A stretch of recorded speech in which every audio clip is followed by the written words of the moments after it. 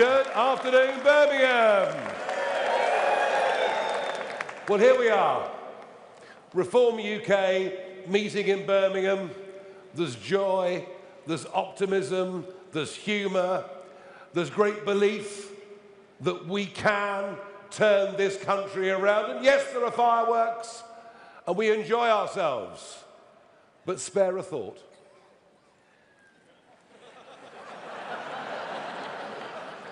No, please. Spare a thought for Downing Street this afternoon, where the curtains are drawn and the political life of the most unpopular and most useless Prime Minister in living memory is drawing to a close.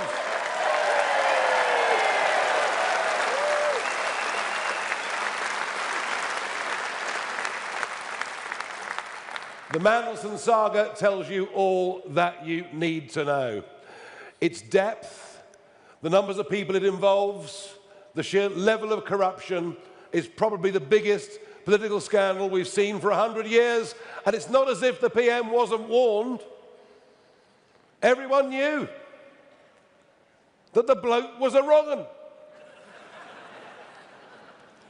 So McSweeney, in the short term, has carried the can. As you might have heard when you arrived, the Scottish leader, Anna Sarwar, has called on him to go. The cabinet are coming out one by one being loyal, because none of them want to appear to be the person that wields the knife. And he has to meet the backbench Labour Party at 6 p.m. this evening, where I expect the conversation will be of a rather franker nature. He won't be there for long. He'll be gone and replaced by somebody undoubtedly far worse. Far worse. It took the Conservatives 14 years, 14 long years of disaster to get into the mess they did, and this mob have managed it within a space of 18 months. I suppose you've got to admire it, really. But either way, what we do know is there is now a very clear dividing line in British politics. Keir Starmer says the country is not broken. Kemi Badenoch says the country is not broken. And we say, and 74% of the public agree with us in opinion polls, we say Britain is broken and Britain needs reform. And it doesn't matter where you look. It doesn't matter where you look. Just look at our public services. The NHS, just as one example. It's literally impossible for the NHS to cope with the level of population explosion that has happened in this country over the course of the last 20 years. And I can scarcely believe that now we are offshoring the NHS, outsourcing the NHS. You could get a telephone Zoom consultation from a doctor on a beach in Malaysia. Don't ever let the Labour Party say that Reform want to privatise the NHS whilst they're outsourcing the NHS, whilst at the same time putting a cap on the number of students who qualify as doctors and nurses every year. Complete and utter madness.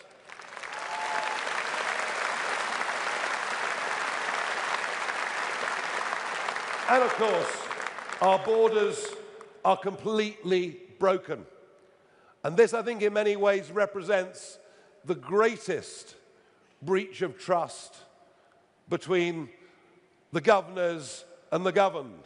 You think of it, the 2010 manifesto from the Conservatives, the 2015 manifesto from the Conservatives, the 2017 manifesto from the Conservatives, promising to reduce net migration to tens of thousands a year. And then in 2019, a Boris majority, Brexit done, every reason to believe we'd get a grip. And then we got the Boris wave with net up to 1 million people coming in a single year, most of whom are not bringing the kind of skills and support that our country needs. And frankly, whether it's immigration or anything else, the Conservatives were a disaster. They broke Britain, and all that Starmer and Labour are doing is making the situation worse. And the same comes for illegal immigration. Just think about it. How could it be in our interests to allow nearly 200,000 undocumented young males into our country?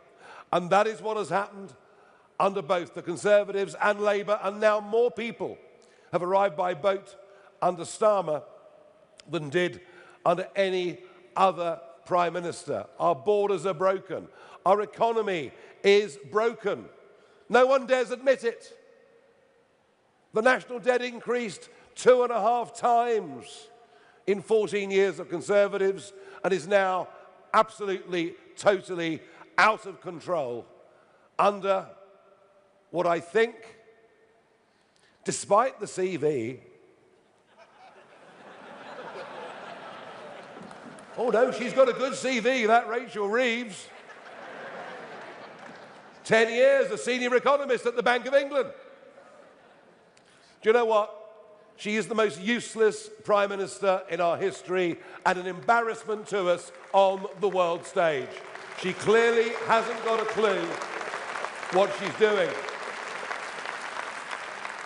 As our debt explodes, as our welfare bill goes through the roof, business confidence sinks. And I particularly want to mention small business. There are 5.6 million men and women out there engaged in their own enterprises who frankly feel persecuted by both of the last two governments. And we are the party that's on the side of Alarm Clock Britain. We're on the party on the side of people who want to get up, run their businesses, have a go, and believe you me, I think those self-employed and small businesses will vote reform at the next election. Frankly, there is nobody else who even understands what they do, because almost no one in business has ever had a proper job, and that is going to change.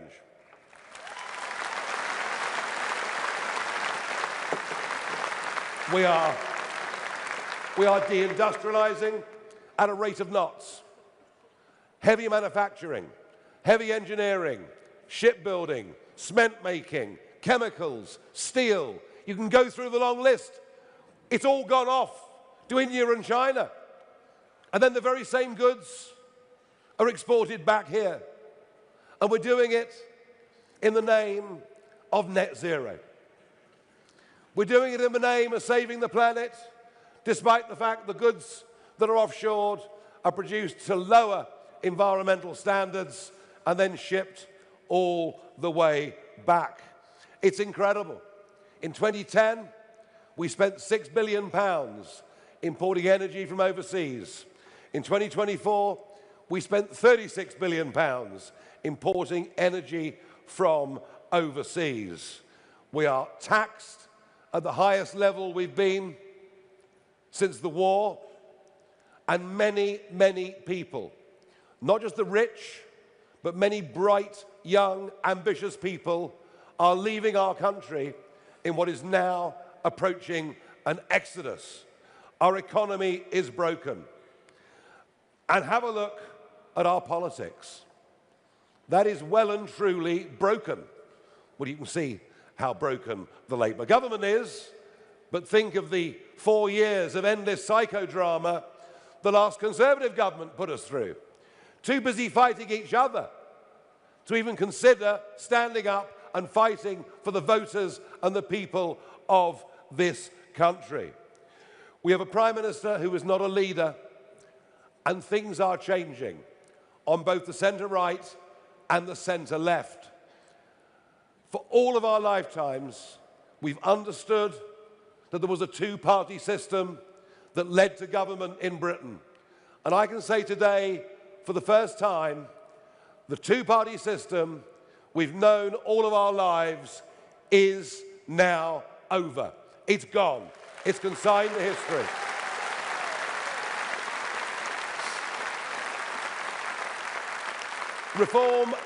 Reform has broken the mould of British politics, something Roy Jenkins tried to do 40 years ago and failed. We have broken the mould, and that's why we've led in the last 200 opinion polls. And I must tell you that I approach May the 7th and those elections in Scotland, in Wales, in all 32 London boroughs and thousands of seats up and down the country. I now approach May the 7th with a growing sense of optimism every single day. I really do.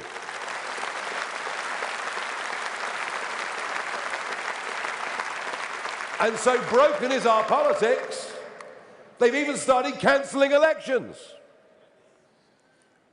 I thought only banana republics cancelled elections.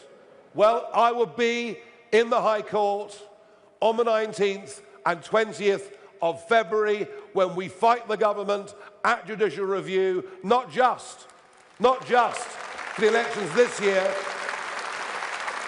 but to think that in the case of Norfolk, of Suffolk, of East and West Sussex, if this goes ahead, it will be the second year in a row that elections have been cancelled. We go into that court fight with every reason to think that we are going to upstage the establishment and that we are going to win and re-enfranchise 5 million people.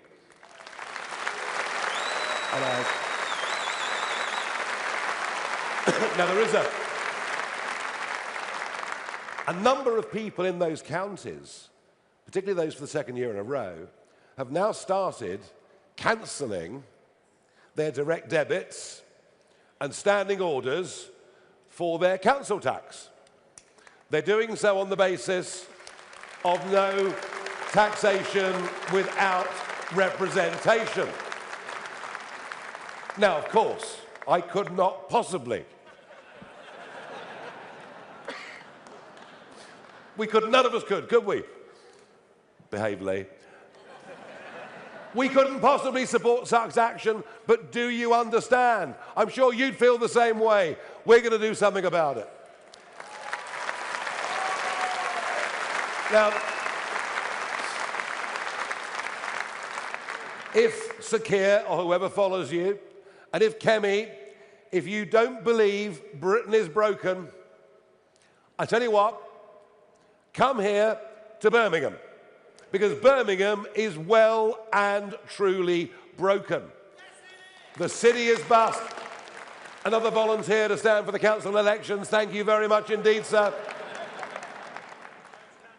The city is bust, and of course much of it caused by a piece of EU law written into the Equalities Act. As the rubbish piles up on the streets, it is said there are rats here today, the biggest that have been seen since the Western Front many years ago. And sectarian politics. Sectarian politics is now here, alive and well, in what we've always known as Britain's second city. People now voting purely on religious grounds. There's even a candidate standing in Birmingham who's a former convicted terrorist. But this is all thought apparently to be okay. And this, egged on and encouraged by a police force who, when they banned the travelling Israeli football fans, did so simply because they were Jewish. That is what Birmingham has sunk to. A de-industrialised city that used to be the workshop of the world. Slayed at the altar of net zero and the highest industrial energy prices in the world. Birmingham is broken. Birmingham needs reform. And I dare say on May the 7th, Birmingham is going to get reform.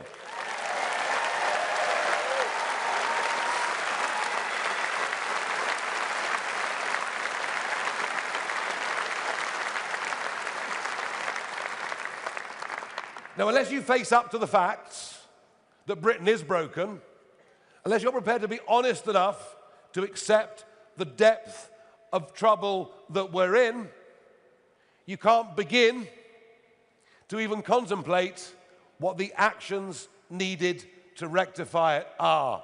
And that, I believe, is what gives us, above all, our biggest advantage over our competitors who've still got their heads very, very firmly tucked in the sand. They somehow think that you can fiddle with the boiler, replace a couple of spare parts and it'll all be okay. And we say no. We need a brand new boiler and not a heat pump. We need a completely brand new system. So Britain is broken. Britain does need reform, and reform will fix it. We've got the character, the attitude, the mindset, the optimism, the belief. Nothing will stop us from doing it. We will fix it, period.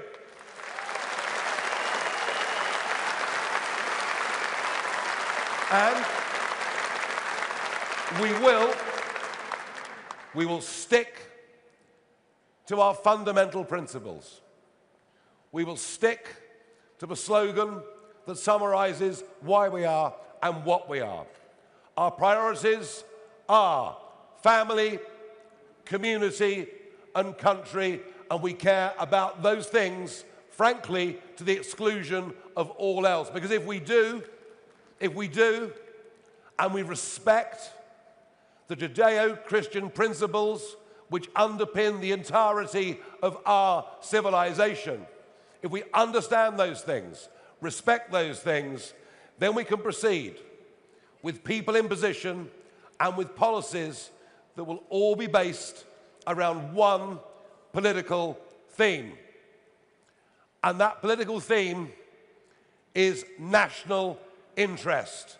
We will act in the national interest and of its people at every given opportunity, regardless of criticism.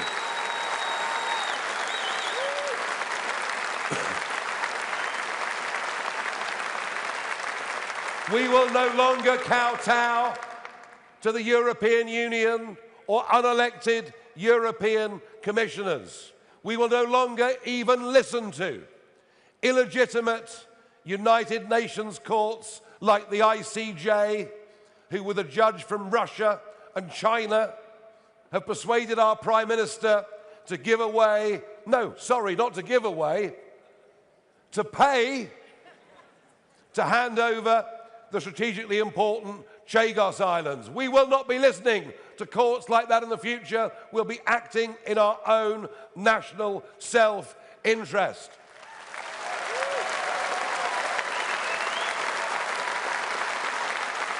And we won't do the bidding of the Chinese Communist Party in the shameful way that this Prime Minister, this government, and many of its officials do. Did you see after his visit to Beijing that today British citizen and democracy rights campaigner Jimmy Lai has been given a further 20 years in prison? Starmer doesn't negotiate. Starmer doesn't stand up for the interests of British people, of whom Jimmy Lai is one. He surrenders at every twist and turn. And we will end DEI in our public sector.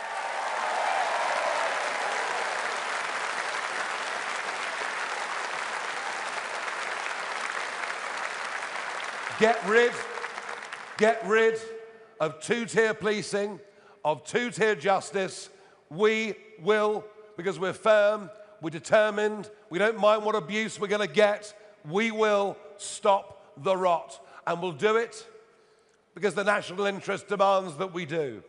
Just as it demands that we abolish this insane net zero agenda, it's going to go under us. And we will.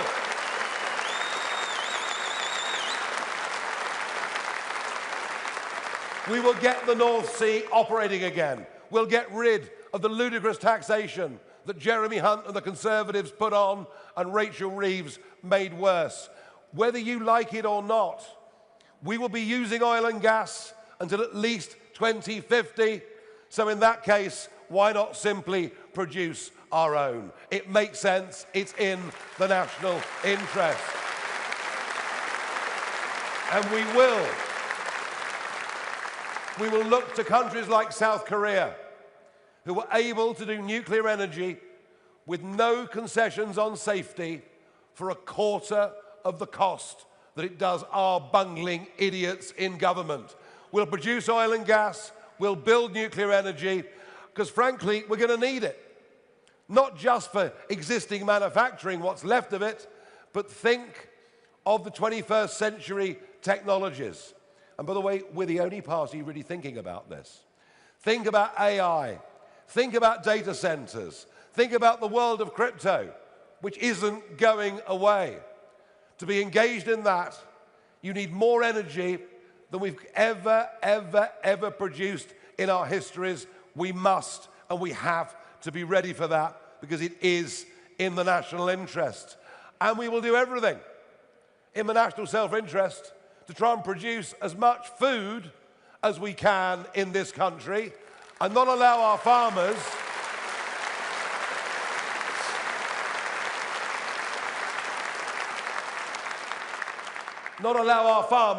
to be bought out by those biodiversity deserts of solar farms. Let's produce food and get rid of all the solar farms. Simple as. And while we're on security, Starmer's hideous 11-year surrender of much of our fishing to European countries has been a hammer blow to coastal communities all over this country, and we will take back what is rightfully ours, give our fishing industry a chance to live and thrive.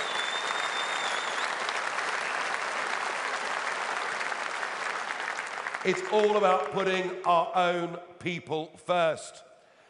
And in our national interest, we must stop extreme teaching unions poisoning the minds of our kids.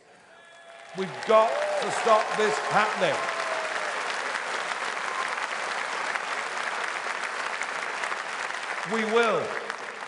We will ensure there is a patriotic, balanced, historical agenda that our children learn. And we will also recognise that not everybody is fit to go to university to do an ology. That actually in the modern world of AI, people with trades and skills are not going to get replaced by computers. So from the age of 16, boys and girls should at school be able to start learning trades and skills that will last them for their entire lives.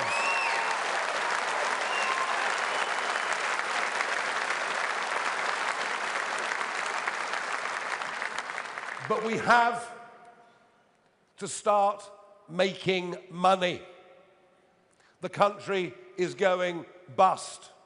We're caught in a trap where there are many at work who would actually be better off on welfare. And we will have to cut the welfare budget. Not everybody will like it, but, you know, I'm sorry, but mild anxiety,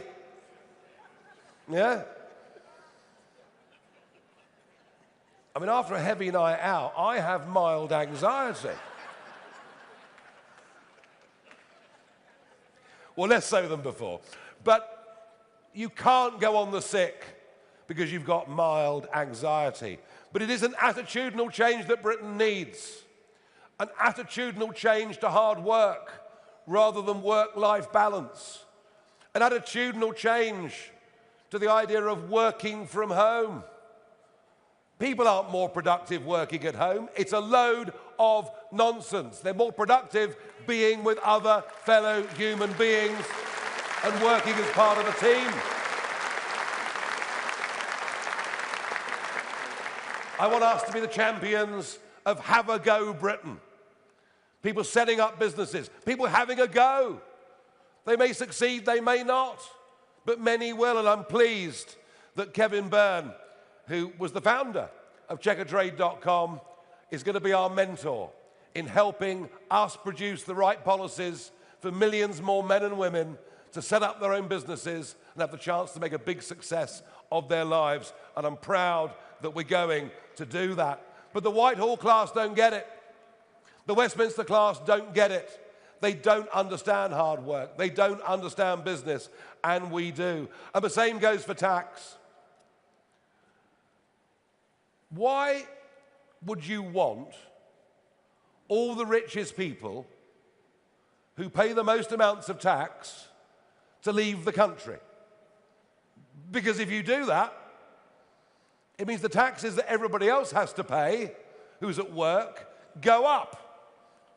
It is the economics of jealousy. It is the economics of small-mindedness. It is the economics of stupidity. And I want to reverse the exodus. I want the rich to come back and pay taxes here. I want to stop young 30-something ambitious people leaving our country. And tax is part of it, but it's not all of it. One of the other reasons people are leaving London in such numbers is because of the near collapse of law and order. And it isn't just London, is it? It's the same in all of our cities. And the academic experts will tell you that crime is falling. Is it hell? Whether it's phone thefts or frauds or sexual assaults or whatever it is, crime is getting worse. And that's why I'm very, very pleased that after all these years of Sadiq Khan, of London becoming lawless, the beginning with our campaign on the 7th of May in the 32 boroughs, but heading on to the London mayoral elections in a couple of years' time, our candidate is going to be vigilante mum Layla Cunningham to bring back law and order to London.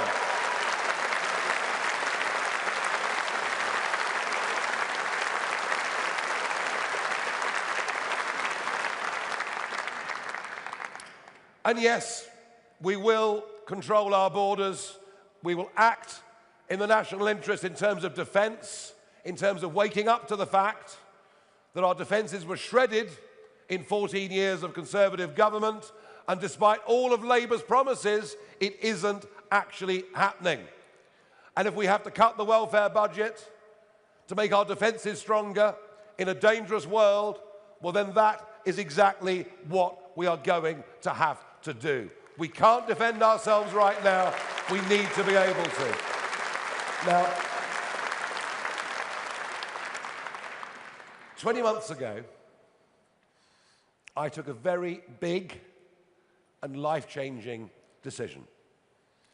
Having retired from politics, once we got Brexit over the line, I decided that I would come back into politics, and I did so because I believed that at that moment in time, I was the best person to lead the fight back against the shredding of all of the values and all of the good things that this country had stood for. I can't be bought. I can't be bullied. I've stood for the same principles for many, many decades. I'm not doing this for my health.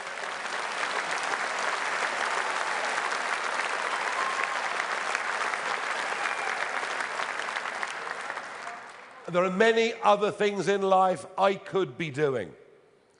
But 18 months on, I believe even more strongly that I am the right person at this moment in time to lead this vital and historic movement. And I won't get everything right, but I will always lead with courage. If you can survive the snakes in I'm a Celebrity, Get Me Out of Here, you can survive pretty much anything. But of course, the criticism consistently has been, you're not ready for the election because you're a one-man band. Well, that is all changing, and it's changed rapidly. Whilst we've had in the existing team talent, hard work, ability, and life experience, what we've lacked is experience in number 10. What we've lacked is experience in government. What we've lacked is long-term experience in Parliament. And that is why Nadine Dorries, Jake Berry, Nadeem Zahawi, Danny Kruger, Andrew Rosendahl, Robert Jenrick and Suella Braverman are very welcome in our camp, and we're delighted to see many of you here today.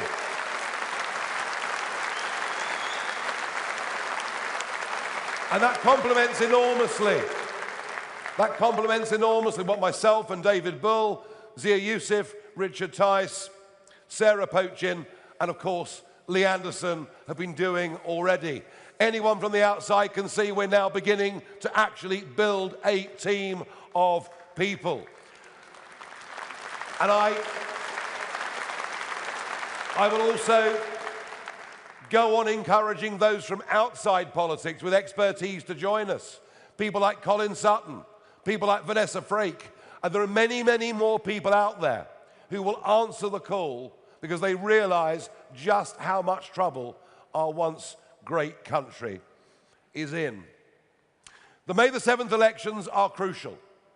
They are our equivalent of the midterms. And I'm pleased that we've got the right leadership in Malcolm Offord in Scotland, Dan Thomas in Wales, and Leila Cunningham in London. We've got the right people. But I'm not going to wait until after May the 7th for the next phase, because things are moving rather quickly out there. I will, within the next few days, start to unveil the first people who will act as our spokesman and act as our shadow cabinet ministers. That is coming in just a few days' time and will represent yet more maturity for our party. And I'm looking forward to that, very, very much indeed. I said here in September that I thought the general election would happen in 2027. Well, of course, I was mocked and ridiculed. I'm always mocked and ridiculed. Well, I stand by that, but it could come more quickly. This whole thing could just unravel. Starmer goes, the party moves to the hard left, there's a further exodus of capital and people from the country, the bond markets lose confidence. I know Andy Burnham and the others say, we're not worried about the bond market. Well, you may not be worried about the bond market, but the bond market's worried about you. So as of 3 o'clock today, on our website, reformparty.uk, as of 3 o'clock today, I have opened the lists for people to apply to be general election candidates for this party. And I do today put this party on a general election war footing. We will make sure that when it comes, whenever it is, that we are ready in every way to fight and to win that election.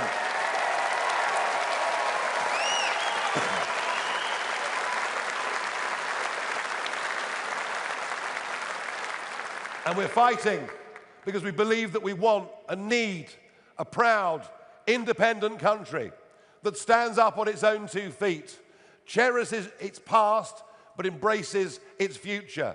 It's a place people want to come and live, a place people want to come and invest, a place where wealth and better living standards can be created. We have been totally failed by the two-party system, totally failed by career politicians. I am putting together a team of people who will do much, much better than that. And what I love about this party, about the events that we hold, is the optimism, the belief that we can do it. And you are our people's army. And without you, we can't do it. But I believe we can do it. Do you? Yeah. I believe we can do it. Do you? Yeah. Thank you very much indeed, everybody. Thank you. Thank you. Thank you. Thank you.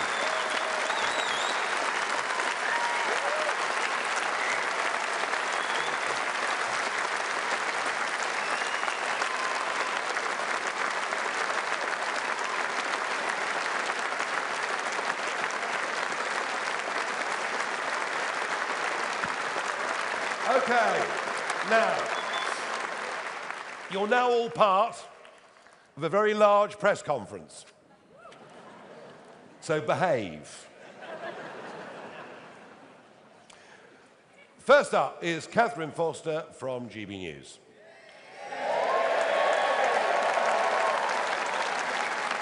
I'm not sure that every media channel will quite get that round of applause, but anyway, Catherine, please. Thank you, Catherine Forster, GB News. Obviously, chaos.